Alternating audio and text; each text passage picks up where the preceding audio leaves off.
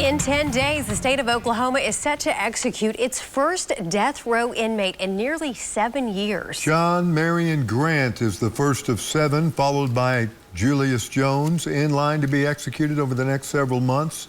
But as News 9 Storm Jones reports, an appeals court ruling could derail the state's plans. Storm. Bobby Kelly, 6 of the 7 in line to be executed were kicked off a federal lawsuit after refusing to select an alternative execution method.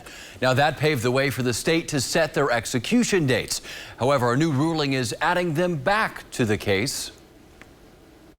Restoring them back into the lawsuit, I think it is big for them. The 10th U.S. Circuit Court of Appeals saying a federal judge in Oklahoma City should not have made a final judgment against the 6, ordering them to be added back with the 20-plus death row inmates still fighting the state's execution protocol. Back in May of 2020, there was a hearing in front of the district court, Judge Friant, again, where he confirmed on the record that the AG had previously represented to the court that the state would not seek execution dates until the case was completed. Attorneys for the prisoners say since they have been added back to the case, the 6 should also be removed from the death row lineup. Asked Monday if Attorney General John O'Connor would uphold the commitment made by his predecessor Mike Hunter, the AG's office declined to comment. Attorneys for the death row inmates say there is nothing preventing them from being executed, even while the protocols are challenged. Certainly there aren't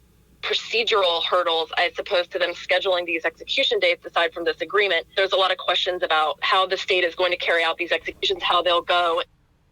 And so essentially the ball is back in the Attorney General's court. John Grant is scheduled to be executed next week on October 28th. The trial challenging the state's execution protocols is set to begin February 2022. Storm Jones, Oklahoma's own News 9.